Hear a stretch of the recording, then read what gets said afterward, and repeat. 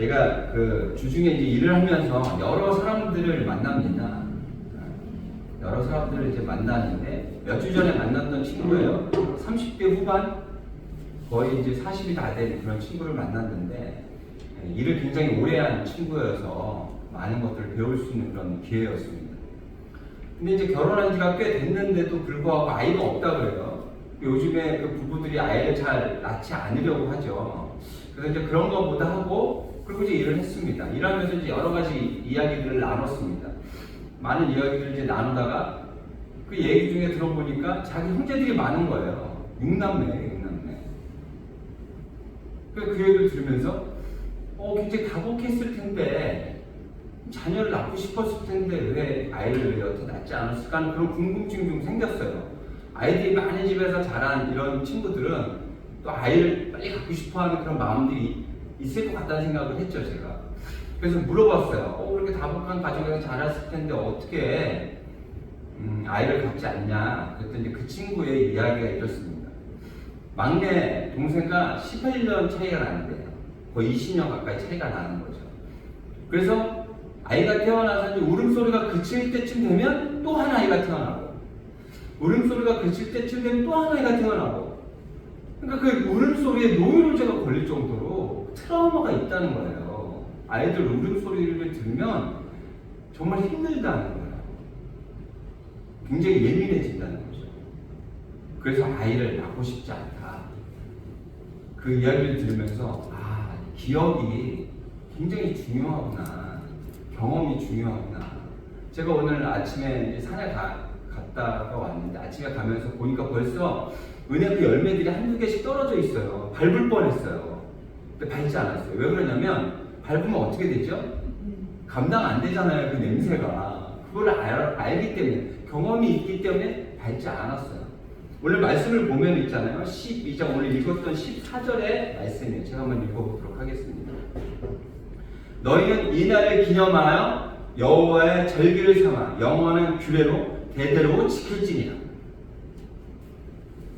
기념해서 기억하고 지키라는 얘기를 하나님께서 하십니다. 어떤 이야기인지 한번 보도록 할게요. 제가 지난번 말씀 중에도 말씀드렸듯이 요셉이 형들에 의해서 팔려가잖아요. 형들에 의해서 팔려갔고, 그리고 여러 가지 그 고난과 어려운 일들을 겪다가 결국에는 어떻게 돼요? 총리가 되죠. 그런데 그 아버지와 형들이는 그 가나안 땅에 흉년이 들고 가뭄 때문에 먹을 것이 없어서 애굽으로 먹을 것을 구하러 왔다가 자기 동생을 만나게 되죠. 그리고 용서를 받게 되고 그 아버지와 그 형제들 그리고 모든 가족들이 요셉이 있는 애굽 땅으로 옮기게 됩니다. 그리고 440년의 시간이 지나요. 그리고 그 세대 다음 세대들이 엄청나게 많이 태어나게 됩니다. 그래서 남자 숫자로만 거의 한 60만 명이 된다고 해요. 그럼 한 가족의 그 가족들이 3명, 4명이라고만 쳐도 거의 200만 명이 넘는 그런 인원이 되는 거죠. 인원이 많게 되다 보니 바로가 걱정이 되기 시작하는 거예요. 다른 나라에서 쳐들어왔을 때 내통을 해서 안에서 같이 분란을 일으키면 큰일이 생길 수도 있겠다 하면서 그 이스라엘 백성들을 견제하기 시작하죠. 그래서 그들이 그런 딴 생각을 품지 않도록 굉장히 어려운 일들을 시킵니다. 성들을 쌓게 하고 그 성들을 쌓는데 그 자재를 제대로 주지 않고 더 힘들게 쌓도록 다른 데 마음을 쏟지 못하도록 그렇게 합니다. 그것도 안 되니까 어떻게 해요? 산파를 통해 아이를 갖는 산파를 통해 가지고 아들을 낳으면 죽이라고 딸을 낳으면 내기더라고. 그런 일들이 벌어져요. 그러니까 결국에는 이제는 아들 낳으면 죽어야 되는 어떤 그런 상황이 되는, 이제는 그곳에서 구원함을 얻어야 되는 이스라엘 백성들의 입장이 된 거죠. 상황이 된 거예요. 그래서 하나님께서 누굴 불러요? 모세를 부르시죠. 그래서 그들을 구원하려고 하시죠. 그런데 그 애굽의 바로는 이스라엘 백성들을 놔주지 않으려고 합니다.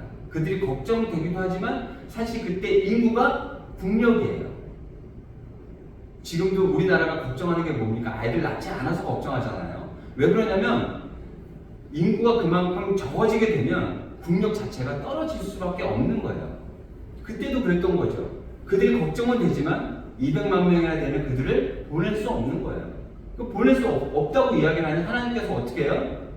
여러 가지 재앙을 준단 말이에요. 첫 번째 재앙, 두 번째 재앙, 세 번째 재앙. 그런데도 바로는 이스라엘 백성을 놓아주지 않습니다. 그리고 아홉 번째 재앙이 흑암을 줘요. 3일 동안 아무것도 보이지 않게 합니다. 앞에 있는 사람도 만져야 형체를 알 수 있을 정도로 그런 흑암을 줘요. 그런데도 바로는 마음을 먹지 않습니다. 그래서 마지막 10번째의 재앙으로서 주신 그 재앙의 내용이 오늘 이 말씀이에요. 근데 그 재앙 안에 이스라엘 백성들 들어갑니까? 안 들어갑니까? 들어가지 않죠. 애국 사람들에게 내려진 재앙이죠. 특히 바로에게. 그 결과적으로 보면 이 10번째 재앙을 통해서 바로는 이스라엘 백성들을 놓아주게 되고 이스라엘 백성은 구원함을 얻게 되죠. 그래서 하나님께서 14절에 뭐라고 그랬어요? 기억하라고, 기념하라고 그렇게 이야기하는 것입니다. 그렇다면 어떤 내용들인지 앞에 내용을 통해서 한번 보도록 하겠습니다. 2절입니다. 이달을 너에게 달의 시작 곧 해의 첫 달이 되게 하고 굉장히 중요한 일인 거예요. 구원함을 얻는 그런 시간인 거예요. 제가 이제 잠깐 설명을 해드리면 오늘 읽었던 내용을 잠깐 설명해드리면 어떤 내용이냐면 제물로 드릴 수 있는 어린 양이나 염소를 잡아서 그 피를 문설주와 임방에 바르라고 합니다. 입구에다 바르라고 하는 거예요.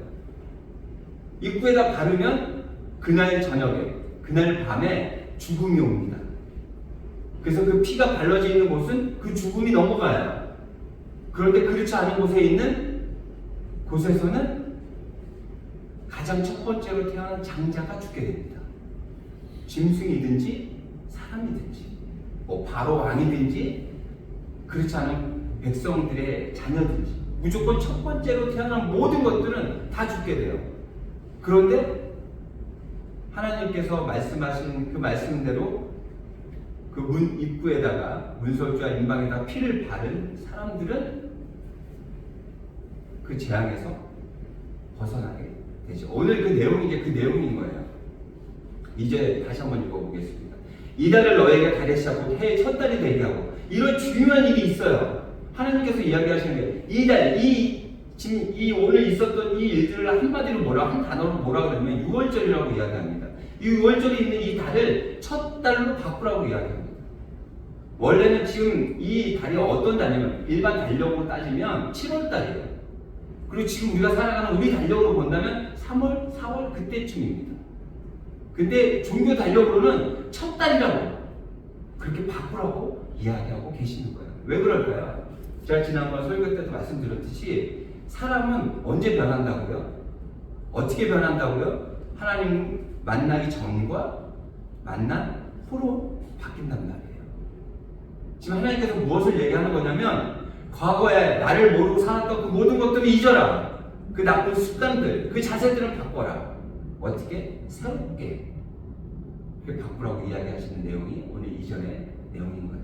하나님을 만났는데도 불구하고 예전의 모습으로 살아가면 될까요? 안 될까요? 안 되죠. 하나님께서 그것을 원하시는 거예요. 첫 달로 삼으라고 했던 그 이유는 뭐냐면 예전의 삶을 버리고 이제 하나님을 만난 새로운 모습으로 살아가야 한다는 것을 지금 이야기하고 있는 거예요. 그리고 또 오늘 말씀에서 우리가 또 깨달아 알 수 있는 부분들이 많이 있거든요. 이제 3절입니다. 제가 읽어보겠습니다. 너희는 이스라엘 온 회중에게 말하 이르라. 이달 열흘에 너희 각자가 어린 양을 취할지니 이달 열흘 10일에 어린 양을 취하래요. 죽여서 피를 바르라고 한 게 아니고요. 어린 양을 취하래요. 그리고 그 취한 어린 양을 언제 잡고 그 피를 바르라고 하냐면 6월 6절이에요. 이달 열 나흘 날까지 간직하였다가 그때까지 살려두는 거죠. 근데 제물을 바칠 때는 어떻게 돼요? 죽어야 된다고 그랬잖아요. 해질 때 이스라엘 회중이 그 양을 잡고 이 이야기는 뭐냐면 10일 날 그 양을 준비하는 거죠. 취하는 거죠. 그리고 4일, 그러니까 우리 지금 이야기하는 4일, 그러니까 나흘 동안 보호하다가 그 시간이 지난 다음에 14일째 되는 저녁에 그 제물을 잡고 피를 임방과 문설주에다 바르라고 이야기하고 계십니다. 그러면은 그때 잡을 때 잡아가지고 하면 되지 왜 그거를 또 이렇게 나흘이라는 시간을 왜 두고 그러셨을까라고 생각할 수 있잖아요. 그러니까 생각해봤어요. 그 이유는 한 가지예요. 그 나흘 동안 흠 없는 어린 양이어야 되는데, 흠 없는 어린 염소여야 되는데 흠이 있는지 없는지 살피라는 거예요. 하나님 앞에 드리기에 부족함이 있는지 없는지를 살피라는 거예요. 우리가 하나님을 예배한다고 이곳에 와 있는데 마음은 다른 곳에 가 있다면 그것은 안 된다는 것을 지금 이야기하고 있는 거예요. 하나님을 예배할 때 예배하는 어떤 그 모습보다도 그 마음의 중심이 중요하다라는 것을 지금 이야기하고 있는 거예요. 제가 어저께 이제 머리를 다듬으러 이제 미장원에 가서 이제 어떤 프로를 보게 됐는데 연예인 한 명이 나왔는데 그 연예인의 자녀들이 6명이에요. 6명인데 이제 그 아이들 중에 큰 아이는 이제 꽤 커요. 성장했는데 몇 살인지 잘 모르고 잠깐 봤기 때문에 잘 모르는데 큰 아이가 권투를 잘한답니다. 권투를 굉장히 좋아한답니다. 그 권투 도장을 가는데 그 아버지가 그 아들과 함께 있고 싶은 거예요. 그냥 유별나게 자녀들을 많이 사랑하는 것 같아요. 그 아들과 함께 있고 싶어서 그 권투 도장을 갑니다. 그래서 그 아들을 막 응원하고 더 잘할 수 있도록 박수를 쳐주는 거죠. 그런데 이 아버지는 권투 도장 가는 게 사실은 싫어요. 아들 때문에 가는 거예요. 근데 가는 게 싫어. 근데 아들 때문에 억지로 가야 돼요. 그래서 한 달 반 만에 어떤 일이 벌어졌냐면 안면 근육이 마비되는 일을 겪게 돼요. 하기 싫은 일을 하잖아요. 마음속에 없잖아요. 그게 그 겉으로 드러나게 된다는 거예요. 하나님을 예배하러 온다고 오지만 마음속에 하나님을 향한 마음이 없으면 하나님께서 그걸 알 수 있을까요? 없을까요? 아신다니까요. 나흘 동안 취한 그 염소와 양을 계속해서 살펴야 되는 그 이유가 어디에 있냐면 하나님 앞에 드릴 때 흠이 있는지 없는지를 보아야 하는 거예요. 하나님을 예배하러 오는 우리가 우리의 마음의 모습을 보면서 하나님을 향한 마음이 있는지 없는지, 교회를 간다고 하면서 하나님을 만나러 간다고 하면서 내가 원하는 것들을 구하기 위해서만 하나님을 예배하러 가는 건 아닌지 우리에게 물음을 주고 또 답을 해야 되며 또 우리의 모습을 살펴야 될 줄로 믿습니다. 하나님께서는 하나님을 정말로 바라고 하나님의 은혜에 정말 감사하며 기쁨으로 나오는 우리들을 바라고 계십니다. 그렇게 예배하는 우리가 되어야 될 줄로 믿습니다. 그리고 7절부터 그 내용이 이제 쭉 나오고 있어요. 제가 한번 읽어보도록 하겠습니다. 그 피를 양을 먹은 집 좌우 문설주와 임방에 이제 바르라 그랬어요. 아까 이제 설명 잠깐 해드렸죠. 그 밤에 그 고기를 불에 구워 무교공과 쓴 나물과 아울러 먹되 날 것으로나 물에 삶아서 먹지 말고 머리와 다리와 내장을 다 불에 구워 먹고 아침까지 남겨두지 말며 아침까지 남은 것은 곧 불사리라.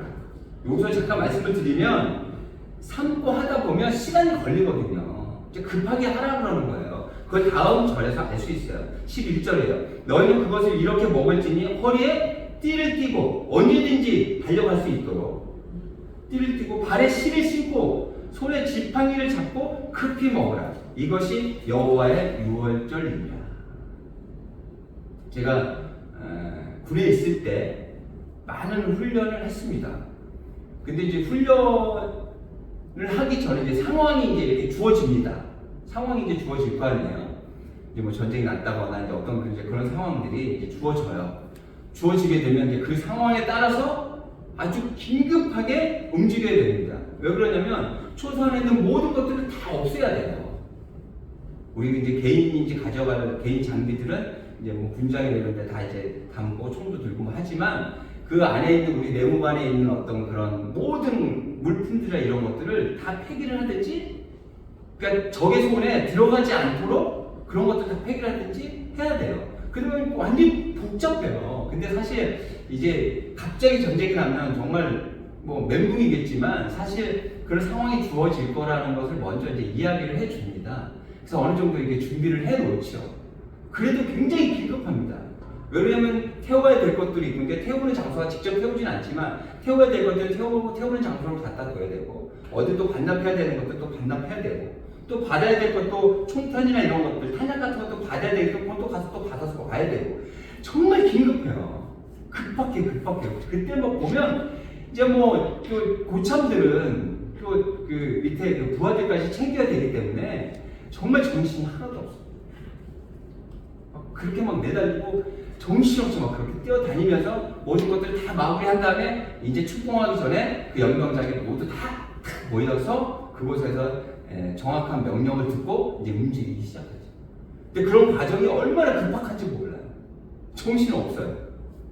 그러니까 처음 여러 번 했던 그런 고참들은 그렇게 어려워하지 않지만 가서 이제 그 군대 간 지 얼마 안 된 사람들이 있잖아요. 그 부하들은 그런 일들만 겪으면 거의 멘붕이에요. 막 정신이 없죠. 그럼 옆에서 이제 또 고참들 막 욕하고 막 소리치고 막 그런 막 정신이 없었던 그런 기억이 있어요. 왜 그러냐면, 왜 그렇게 급박하게 해야 되냐면 그 일에 사람의 생명이 달려있기 때문이에요. 전쟁이 났어요. 그렇게 급하게 하지 않으면 우리의 생명도 잃을 수도 있지만 국민의 생명들도 보호받지 못할 수도 있어요. 그렇기 때문에 그렇게 급박하게 움직여야 되는 거예요. 지금 이 6월절 날에 하나님께서 그렇게 급박하게 움직여야 되는 것을 이야기하는 그 이유는 있잖아요. 생명이 걸려있기 때문에. 지금 바로는 이들을 잡고 놓아주지 않으려고 합니다. 하나님이 이들을 구원하려고 해요. 하나님께서 바라시는 그 일들을 이루기 위해서 급박하게 빨리 하나님의 뜻에 따라서 움직여야 합니다. 그렇기 때문에 이렇게 말씀하시는 거예요. 어떻게 보면 이렇게 급하게 먹으면 취할 수도 있고, 어머니들은 그렇게 얘기 안 하시죠. 야, 천천히 먹어라. 그래야 많이 먹을 수 있다. 천천히 먹어라. 그러잖아요. 하지만 이때, 이 시기만은 빨리 움직여야 할 때예요. 왜 그러냐면 생명이 달려있기 때문에 그렇습니다. 그리고 하나님께서 말씀하셔서 피를 문설주와 임방에 바르잖아요. 피를 바르는 그 이유는 그 피의 능력이 있기 때문에 그렇겠죠? 피의 능력이 있습니까? 아니죠. 피의 능력 없어요. 피의 능력이 있는 것이 아니라 하나님의 말씀을 따라 믿음으로 행동한 그곳에 능력이 있는 거예요.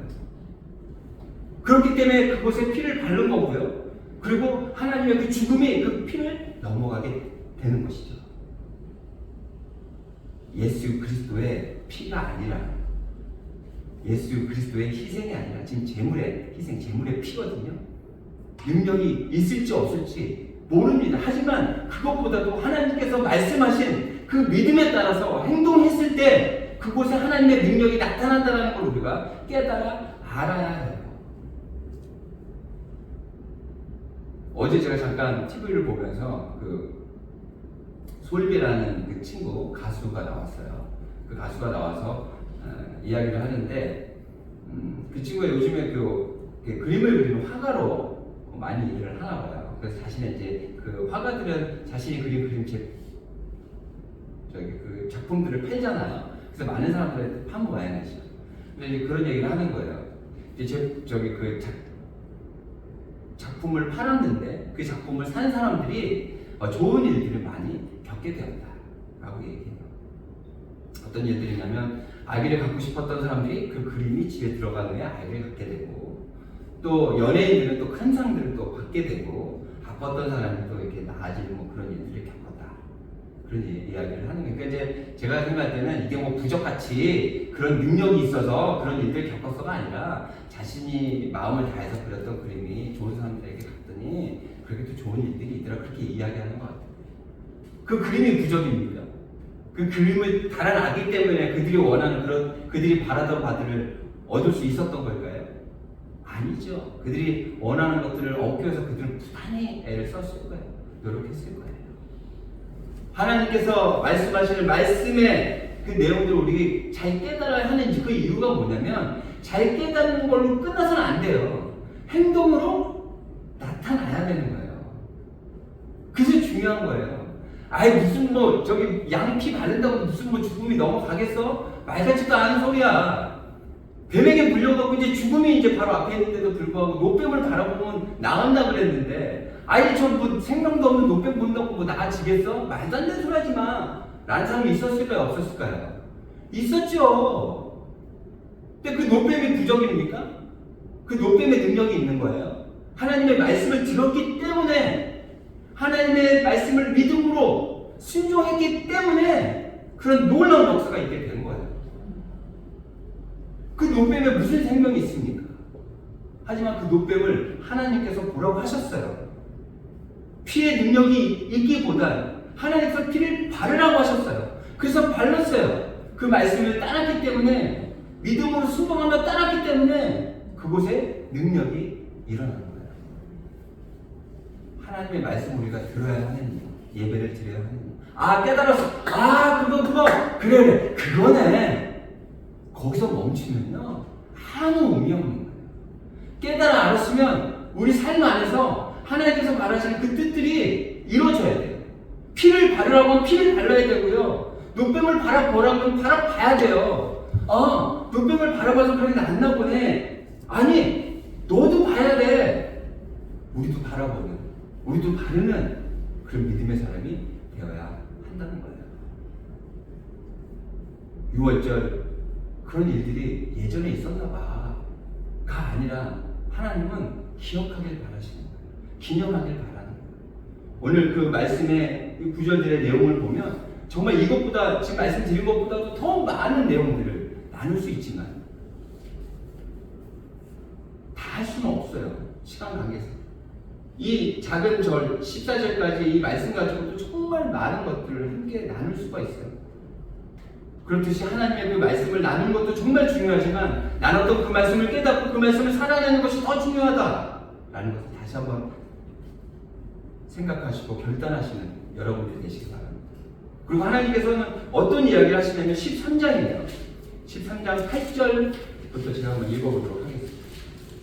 13장 8절입니다. 제가 10절까지 읽을게요.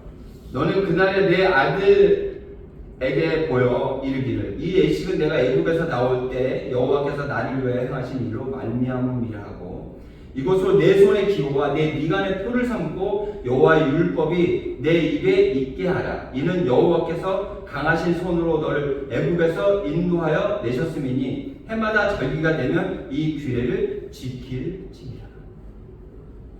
너 기념하고 기억하고 살아야 돼. 거기서 멈추지 않고요. 네 자녀, 네 아들, 다음 세대에게 이것을 분명하게 알게 하라는 거예요. 기억하라는 거예요. 어제가 오늘을 바꿀 수 있도록. 오늘 말씀의 제목입니다. 어제를 알아야 오늘을 바꿀 수 있어요. 지금을 살아가는 우리가 예전에 있었던 일들을 왜 자꾸만 돌아봐야 하냐면 예전에 우리 선조들이 어떤 일들을 했는지 자꾸만 돌아봐야 하는 그 이유가 앞으로 어떻게 잘 살아가야 될지를 그곳에서 배울 수 있기 때문에 그렇습니다. 하나님께서 말씀하십니다. 너희만 기억하고 너희만 기념할 게 아니라 너희 자녀들에게 알려야 되고 깨닫게 해야 돼. 그래서 너희 자녀들도 너희들처럼 살아갈 수 있어야 돼 라는 걸 이야기합니다. 오늘 정말 경사스러운 날이죠. 저희 교회 집사님과 권사님 자녀분이 결혼식하는 정말 경사스러운 날입니다. 제가 또 중요한 역할을 또 맡아서 축가도 해야 되고 그리고 축복 기도도 맡게 되어서 이제 준비를 하게 됐는데 저는 축가로 행복이라는 곡을 하려고 해요. 세상은요 많은 걸 가지면 행복해질 거예요. 더 건강하면 행복할 거야. 더 높은 자리에 올라가면 행복할 거라고 가르쳐줘요.